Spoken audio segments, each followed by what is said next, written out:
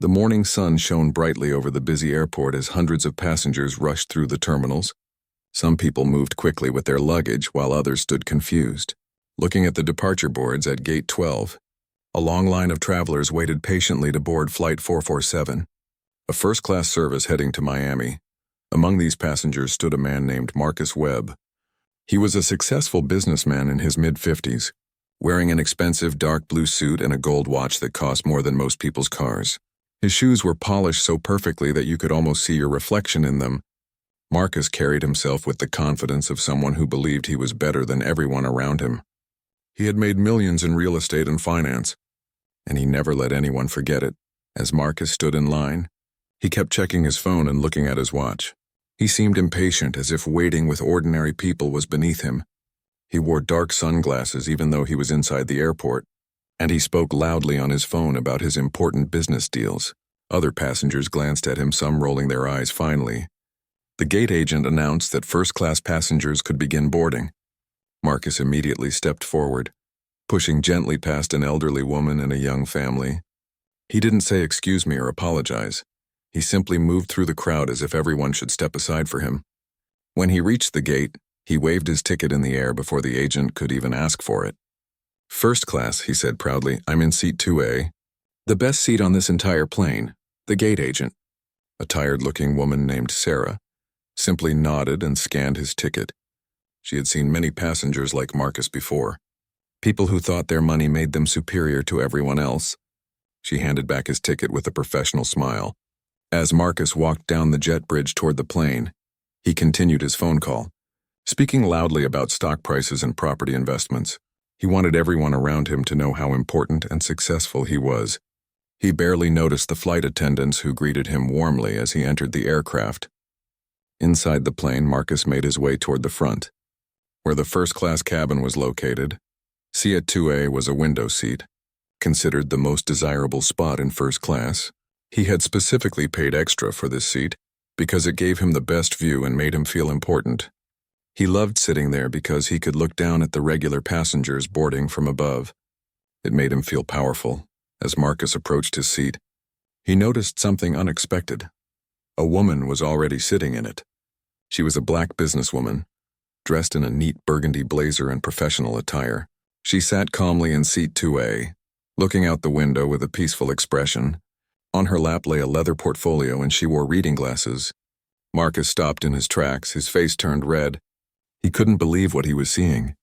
His seat, his special first-class seat, was taken by someone else. Worse, it was taken by a woman who didn't look like she belonged there, not because of her appearance, but because in his mind, only important people like himself should sit in first class.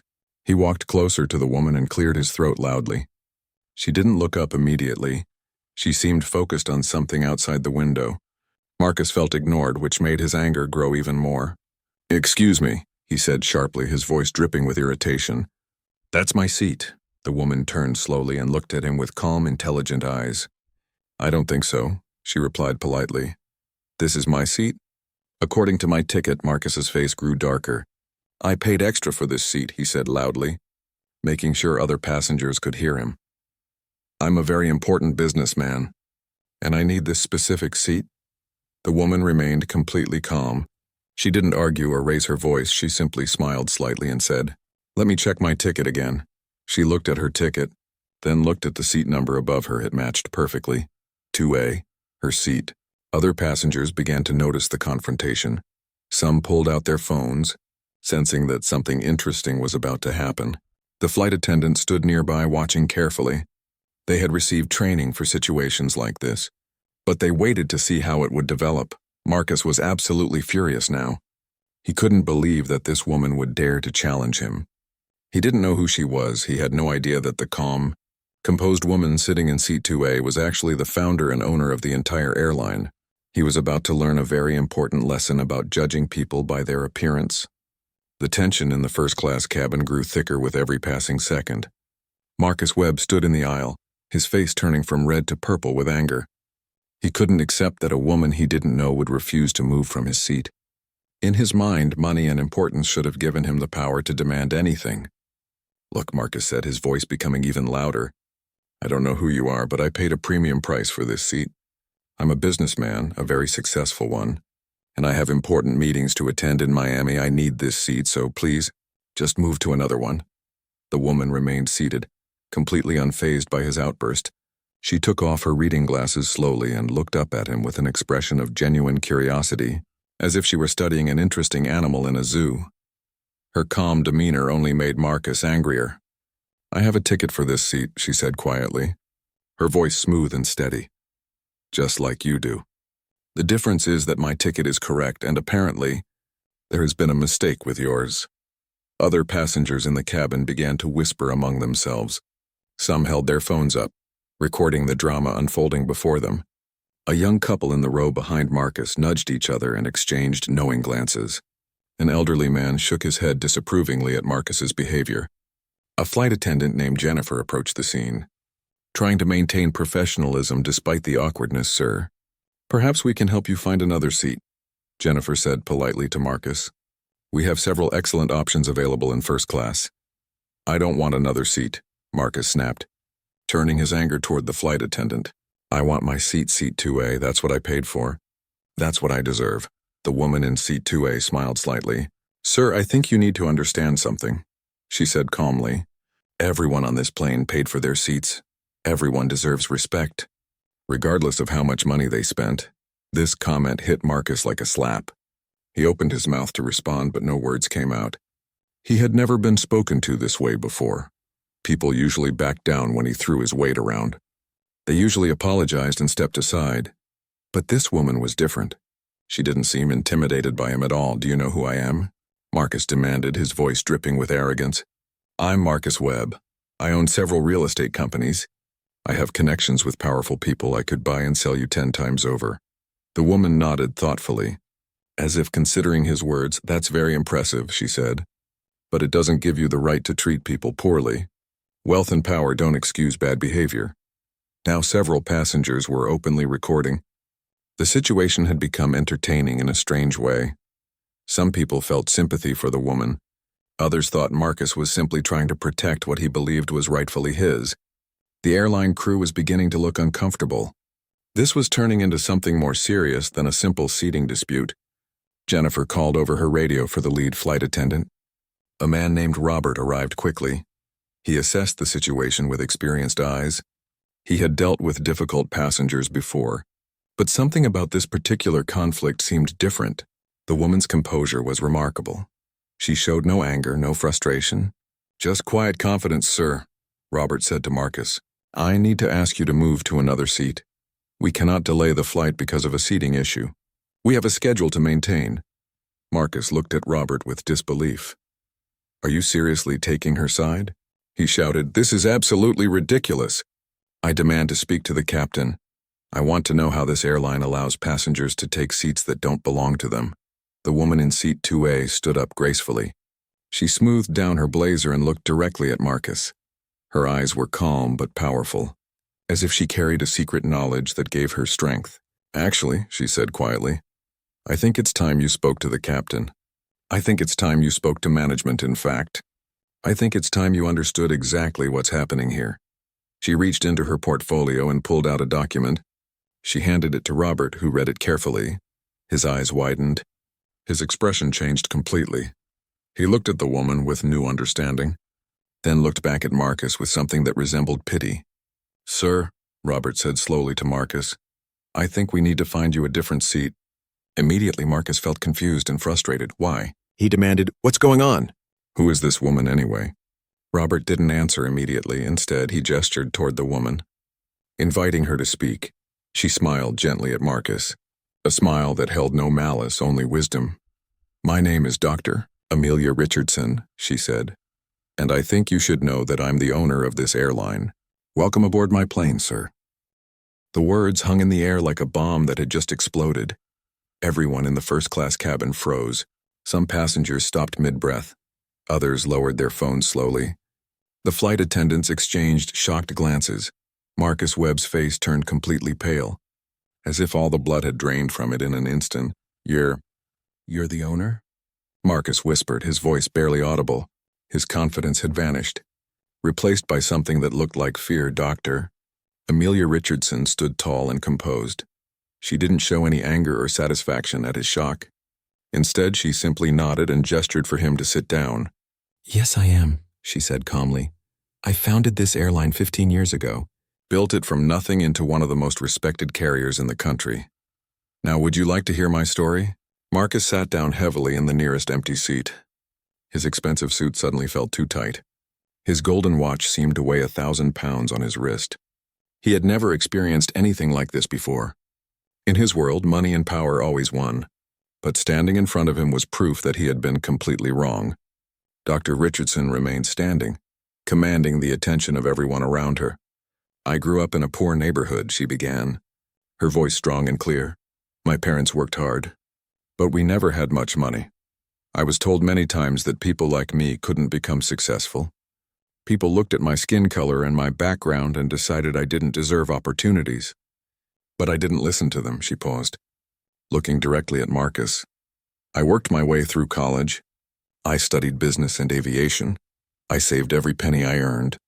I took risks that most people wouldn't take when I was 30 years old. I had a vision of starting an airline that treated people with dignity and respect, not based on how much money they had, but based on who they were as human beings." The cabin was completely silent now. Even the engines seemed quieter. Everyone was listening intently to her words. "I started this airline with one small plane, Dr. Richardson continued. "I flew that plane myself many times. I cleaned the cabins, I served the passengers. I did everything myself because I believed in my dream. Over the years, people helped me.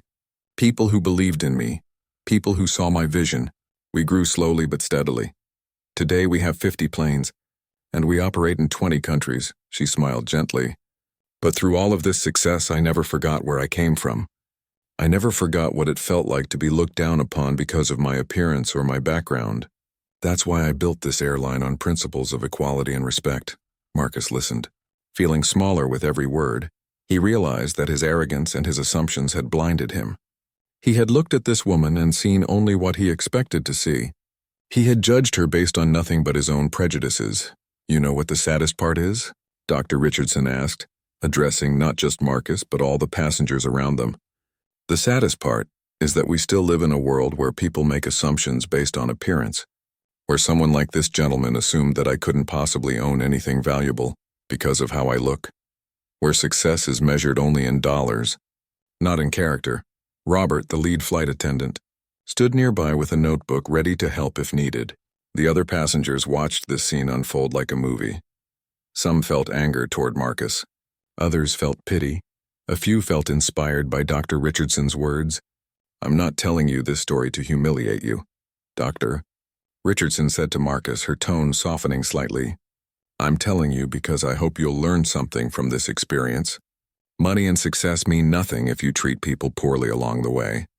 True power comes from respecting others and recognizing the value in every human being." Marcus looked down at his hands.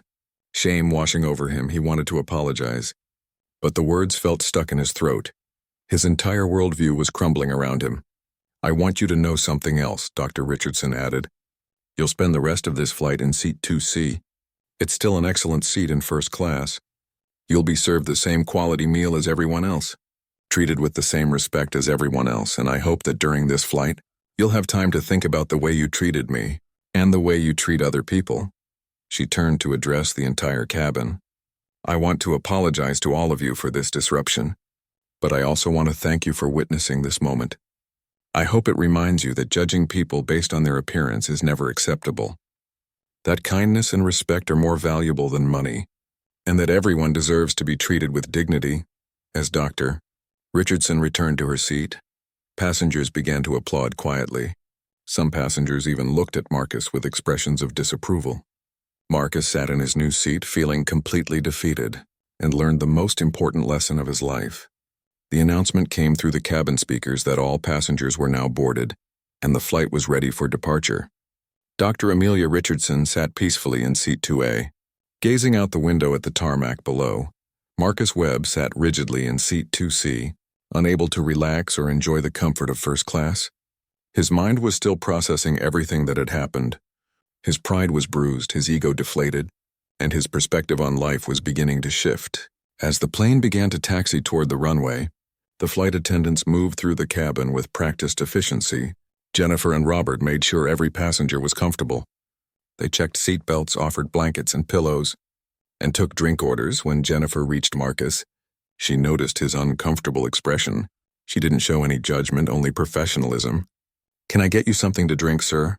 she asked kindly. Marcus looked up at her.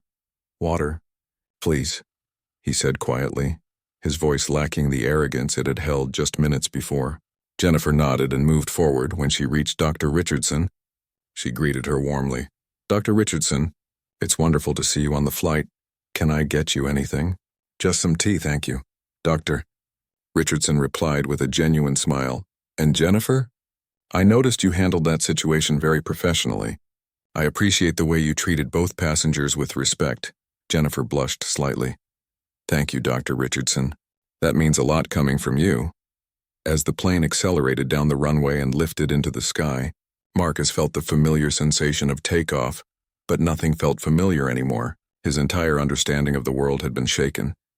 He kept stealing glances at Dr. Richardson, trying to understand how someone could achieve so much while remaining so calm and humble. After the plane reached cruising altitude and the seatbelt sign was turned off, the cabin service began in earnest. The first-class passengers were offered an elaborate menu with choices of gourmet meals, fine wines, and premium beverages. Marcus was presented with a beautiful leather-bound menu, but he felt no appetite. His stomach was twisted in knots of regret and embarrassment. Dr. Richardson, on the other hand, studied the menu carefully and made her selections thoughtfully. Robert brought her meal with extra attention to detail, as all the crew seemed to do whenever she was served. Marcus noticed how she thanked each person sincerely, how she made eye contact with them, how she treated them as valued individuals rather than servants.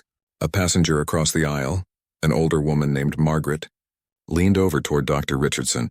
"Excuse me, but I couldn't help but notice what happened earlier," Margaret said hesitantly. "I just want to say that what you did was remarkable. The way you handled that situation with such grace and wisdom, it was truly inspiring." Dr. Richardson turned to Margaret with genuine warmth. "Thank you for your kind words, but I simply spoke the truth. Sometimes people need to be reminded that how we treat others matters more than how much money we have." Margaret nodded. "You're absolutely right, by the way. I recognize you now. You're Dr. Amelia Richardson, aren't you? I read an article about you in a business magazine. It said you were one of the most innovative entrepreneurs in the aviation industry." "That's very flattering, Doctor," Richardson replied. "But honestly, the most important thing I've done isn't building an airline. It's building a company where people are valued and respected. That's the real achievement." This conversation drifted back to Marcus, and he felt even more ashamed. Here was a woman who had accomplished extraordinary things, who was being recognized and praised, and she remained humble and kind. Meanwhile, he had spent his entire life accumulating wealth and power, and it had made him bitter and unkind. As the flight continued, Marcus made a decision. During the meal service, he asked Robert if it was possible to speak with Dr. Richardson. Robert seemed surprised but nodded and carried the message forward. After a few moments, Dr. Richardson stood up and walked back to where Marcus was sitting. "Mr. Webb," she said, "I understand you'd like to speak with me." Marcus stood up awkwardly. "I owe you an apology," he said, his voice sincere. "I treated you terribly. I made assumptions about you based on nothing but my own prejudices. I was rude, arrogant, and disrespectful. There's no excuse for my behavior, and I'm truly sorry." Dr. Richardson listened carefully, and when he finished, she smiled. "Thank you for saying that, Mr. Webb. That took courage. Many people wouldn't apologize, especially not someone in your position. I appreciate your honesty." "I have a question," Marcus continued. "How did you build all of this? How did you overcome all the obstacles?" Dr. Richardson sat down in the empty seat next to him. "With hard work, determination, and most importantly, by treating people with respect along the way, I surrounded myself with people who believed in my vision. And I made sure they knew their value. Success means nothing if you achieve it alone, or if you achieve it by stepping on others." For the remainder of the flight, Marcus and Dr. Richardson talked. He asked questions and she shared her wisdom. By the time the plane began its descent into Miami, Marcus understood that this flight had changed his life forever. It wasn't just about a seat. It was about learning what truly matters in life. The plane descended smoothly through the clouds as Miami came into view below. The afternoon sun glinted off the ocean, painting the sky in shades of orange and gold inside the cabin. Passengers began gathering their belongings, preparing for landing, but Marcus Webb remained seated, staring out the window, his mind swirling with thoughts and emotions. Dr. Amelia Richardson had returned to her seat about an hour earlier, but the conversation they had shared remained fresh in Marcus's mind. For the first time in his life, he had listened more than he had talked. He had asked genuine questions instead of making demands. He had learned humility from someone who had every reason to be arrogant but chose not to be.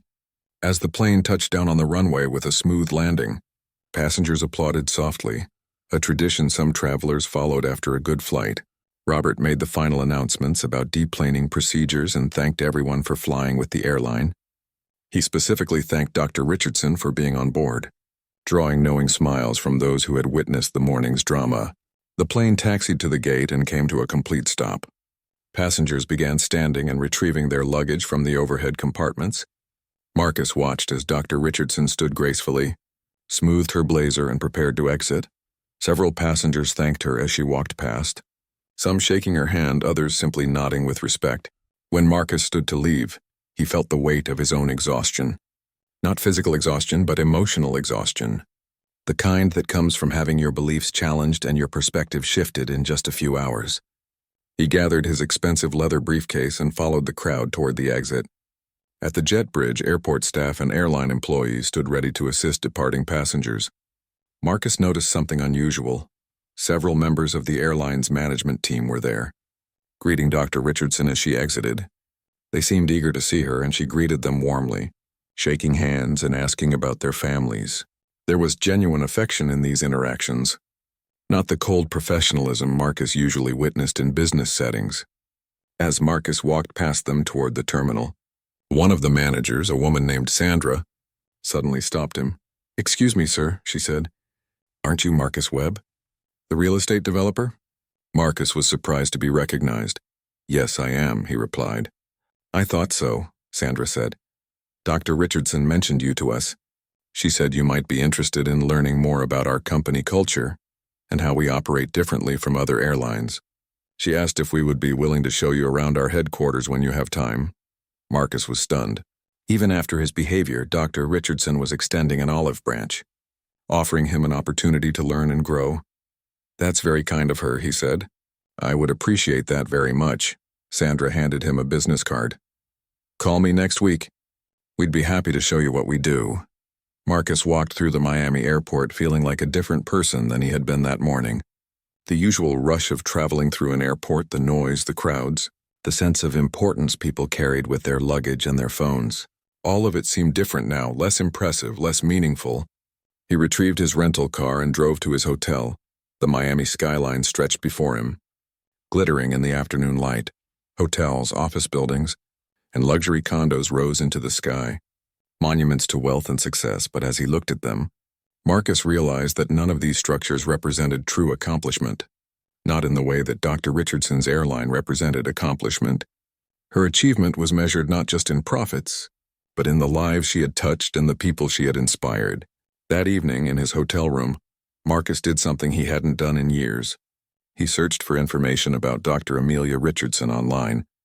He found articles about her in major business publications, videos of interviews where she spoke about her vision for the airline, stories from employees who praised her leadership. One article particularly caught his attention, titled "The Woman Who Built an Empire on Respect." In the article, Dr. Richardson was quoted as saying, "I believe that every person has inherent value, regardless of their job title, their salary, or their background. When you treat people with genuine respect and dignity, they give you their best work. They become invested in the mission. They become family." Marcus read the article 3 times. Each time he felt the weight of his own past behavior more heavily. He thought about his employees, how he demanded perfection but rarely acknowledged their efforts. He thought about his family, how he had always been too busy chasing the next deal to spend quality time with them. He thought about his friends, how many had drifted away because he was always talking about money and power. Late that night, Marcus made a phone call to his office back home. His assistant answered groggily, "Sir, it's nearly midnight. I know, Marcus said. I'm calling because I need you to set up a meeting with our management team when I return. I want to discuss changing how we operate as a company. I want to focus more on employee satisfaction and workplace culture. I've realized that we've been doing things wrong. His assistant was confused. Did something happen, sir? Yes, Marcus replied. Something very important happened. I finally learned what matters. 1 week later, Marcus Webb found himself standing in the lobby of Richardson Airlines headquarters. Located in a modern glass building overlooking the city skyline, the building was impressive but not in the ostentatious way Marcus expected. There were no marble floors or gold fixtures. Instead, the lobby was warm and welcoming, with comfortable seating areas, natural lighting, and artwork created by local artists. Sandra, the manager he had met at the airport, greeted him with a genuine smile. Mr. Webb, welcome, Doctor. Richardson is looking forward to showing you around. As they walked through the corridors, Marcus noticed something unusual. Employees greeted Sandra warmly, and she greeted them back by name. They didn't seem afraid or overly formal. There was a natural ease in the interactions. Like a family rather than a corporation, they arrived at Dr. Richardson's office, which was surprisingly modest for someone of her status. The room was bright and organized, with windows overlooking the city. But instead of pretentious artwork or status symbols, her desk held photographs of her employees, certificates from community organizations she supported, and several handmade gifts from staff members. Dr. Richardson stood up to greet Marcus warmly. Mr. Webb, I'm so pleased you decided to visit, please. Sit down. Thank you for inviting me, Marcus said, feeling genuinely humbled. I've thought about our conversation on the flight constantly. I realize that I've spent my entire life pursuing the wrong things, Doctor. Richardson nodded thoughtfully. I don't think you were pursuing the wrong things. I think you were pursuing them in the wrong way. There's nothing wrong with success and wealth. The problem comes when you step on people to get there. Over the next 2 hours, Dr. Richardson gave Marcus a comprehensive tour of the airline's operations. They visited the maintenance facility, where Marcus was shocked to see employees working with genuine pride in their work. They visited the crew training center, where pilots and flight attendants prepared for their duties. Everyone seemed motivated and engaged. What impressed Marcus most was a visit to the Employee Recognition Center, where Dr. Richardson displayed photos and stories of exceptional employees. There were stories of flight attendants who had gone above and beyond for passengers, mechanics who had prevented serious problems with their attention to detail, customer service representatives who had solved complex issues with patience and kindness. This is what I measure success by, Dr. Richardson explained. Not just by our profit margins or our market share, although those are important, but by the quality of our people and the impact we have on their lives. They sat in Dr. Richardson's office again, and she shared her own story in greater detail. She talked about the struggles she had faced as a black woman in a male-dominated industry. She described the doors that had been closed to her, the investors who had refused to take her seriously, the critics who had said she would never succeed. But I had something that they couldn't take away from me, she said. I had integrity, I had vision, and I had the determination to prove them wrong. Most importantly, I refused to let their prejudice make me become a cruel person. I refused to treat others the way I had been treated. Marcus listened intently, realizing that his own struggles with building his business empire paled in comparison to what Dr. Richardson had overcome. Yet she had emerged not bitter or vengeful, but generous and wise. I want to ask you something, Marcus said hesitantly. Why did you extend an invitation to me after the way I treated you on the plane? You could have left me feeling ashamed and angry. Dr. Richardson smiled. Because I saw potential in you, Mr. Webb. I saw someone who had been taught to measure himself by money and power, but who was capable of learning something different. My grandmother once told me that people aren't born cruel. They become cruel when they stop seeing the humanity in others. I believed you could learn to see differently. Before Marcus left, Dr. Richardson gave him a gift, a book titled The Art of Meaningful Leadership, written by a renowned business philosopher. Inside the front cover, she had written a personal note, Mr. Webb. I hope this journey you're beginning leads you to the success that matters most, the kind that comes from lifting others up. Sincerely, Amelia. As Marcus drove back to his hotel, he felt something shifting inside him. It wasn't just guilt or shame anymore. It was genuine motivation to become a better person. a better leader, a better human being. He thought about his company, his employees, his family, and how he wanted to change his approach to all of them. That night he called his wife, something he hadn't done in 3 days despite being away on business. "Honey, I'm sorry I've been neglecting you and the kids," he said. "When I get back home, I want to spend quality time with all of you. I want to listen to what's going on in your lives. I want to be present." His wife was shocked. "Marcus, are you feeling okay?" "Better than okay," he replied. "I'm feeling like I'm finally waking up from a very long sleep."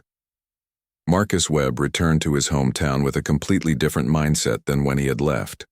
The drive from the airport to his office seemed longer this time, not because of traffic, but because he was truly observing the world around him. He noticed homeless people on the streets, families struggling to make ends meet, small businesses fighting to survive for years. He had driven past these sites without seeing them, but now they demanded his attention. When he arrived at Webb Real Estate Enterprises, his employees noticed something different about him immediately. His secretary, a woman named Patricia who had worked for him for 12 years, was startled when he asked how she was doing and actually waited for a genuine answer. I'm fine, sir," she stammered, unsure how to respond. "Patricia, how long have you worked for me?" Marcus asked. 12 years, sir. "And in all that time, have I ever asked you about your family, your life outside of work?" Patricia looked down, uncomfortable. "No, sir." "You haven't." Marcus felt a wave of guilt, but he pushed through it. "I'm sorry, that changes today. Tell me about your family." Over the next few weeks, Marcus made dramatic changes to his company. He started by conducting individual meetings with each member of his management team. He asked them about their vision for the company, their concerns, their ideas for improvement. He listened without interrupting, without dismissing their thoughts. Many of them seemed confused at first, suspicious even, as if this were some kind of trick. He implemented a new employee recognition program, similar to what he had seen at Richardson Airlines. He created a mentorship initiative where senior employees helped develop junior staff members. He raised salaries across the board and improved health benefits. He established a company culture committee made up of employees from every level, not just management. Not everyone was pleased with these changes. Some investors questioned his decisions, wondering if he was going soft, if the company was losing its competitive edge. But Marcus stood firm. He knew that what he was doing was right, even if it didn't show immediate results on the balance sheet. One morning, about 3 weeks after returning from Miami, Marcus received a phone call. It was Dr. Richardson. "Hello, Marcus.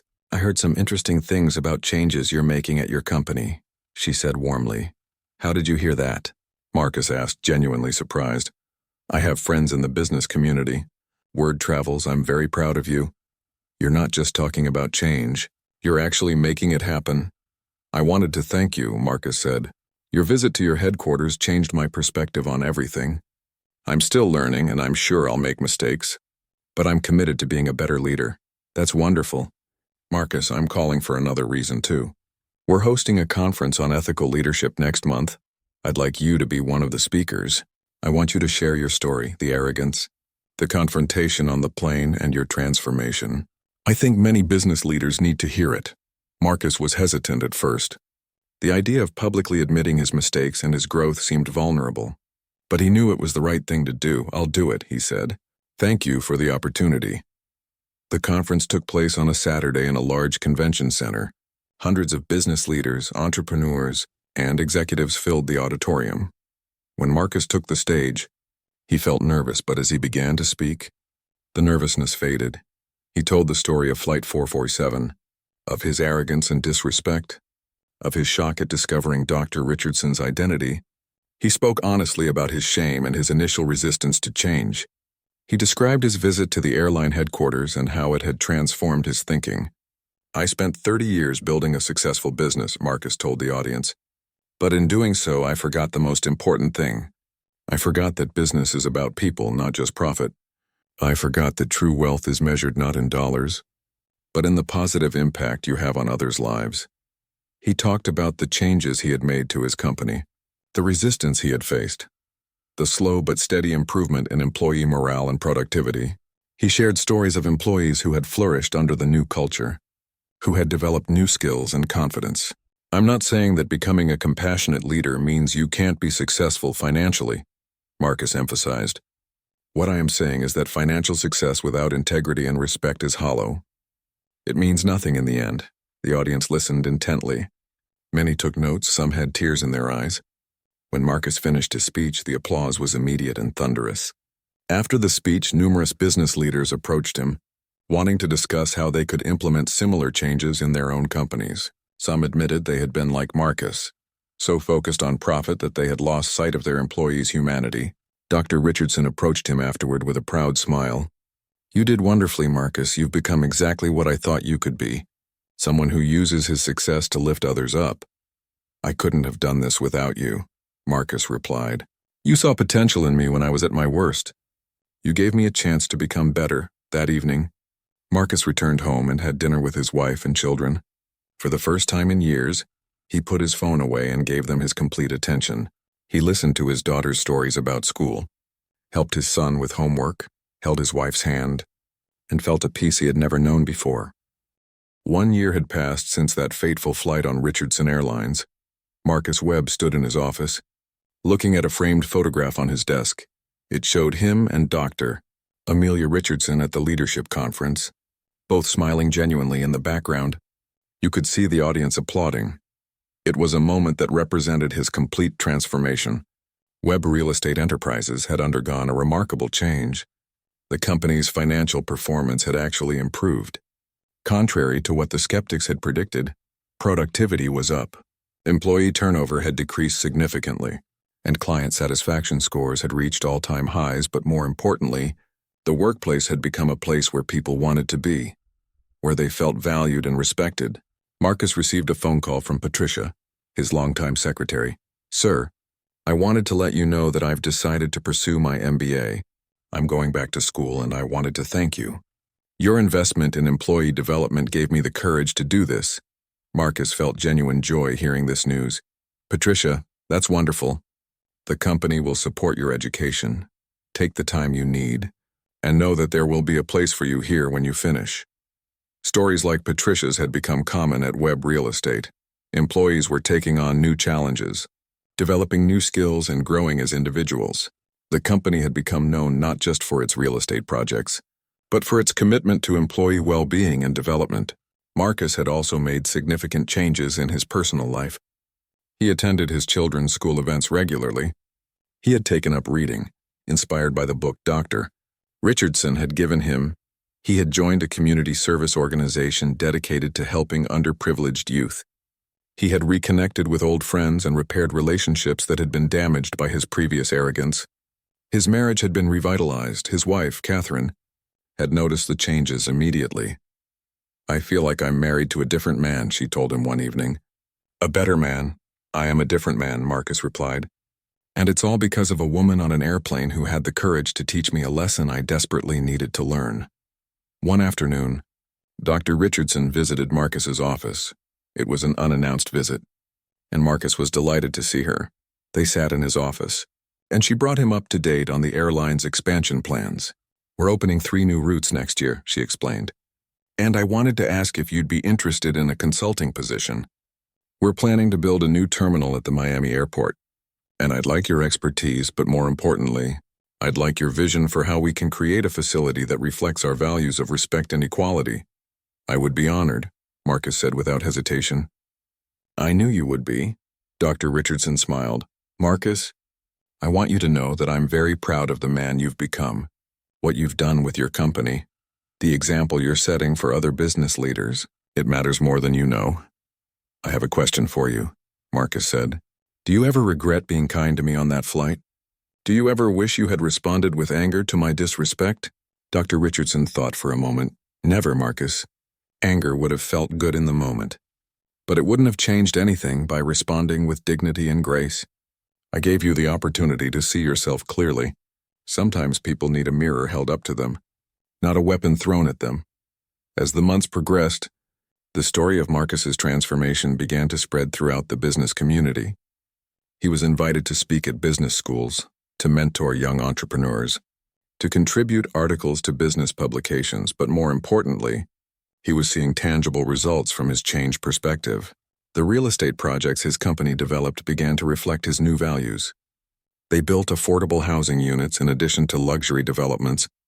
They created community spaces where people could gather and connect. They hired from local communities and invested in training programs for disadvantaged youth. One day, Marcus received a letter from a young man named David, who had been part of the company's mentorship program. David wrote about how the opportunity had changed his life, how he had learned valuable skills, how he now felt confident pursuing a career in real estate. The letter moved Marcus to tears. He thought about all the lives that had been changed because he had decided to become a better person. He thought about Patricia pursuing her MBA, about David building a career, about his own family becoming closer because he was finally present in their lives. 2 years after that flight, Marcus and Dr. Richardson attended a charity gala together. The event was raising money for a scholarship fund for underprivileged students interested in business and entrepreneurship. As they walked through the venue, they saw many familiar faces, employees from both their companies. Business leaders who had been inspired by their stories. Dr. Richardson pulled Marcus aside. "Do you see what we've created here, Marcus? This isn't just about you and me. This is about a movement toward more ethical, more humane business practices. Every person here is contributing to making the world a better place." Marcus looked around the room and realized the profound truth in her words. What had started as a confrontation on an airplane had rippled out into the world, changing countless lives and inspiring a new generation of leaders to prioritize people over profit. As he stood there with Dr. Richardson, Marcus understood that the real seat of honor wasn't in first class on an airplane. It was in living a life of integrity, in lifting others up, and in using success as a tool for positive change. The lesson he had learned that day would stay with him forever, and he would spend the rest of his life sharing it with others.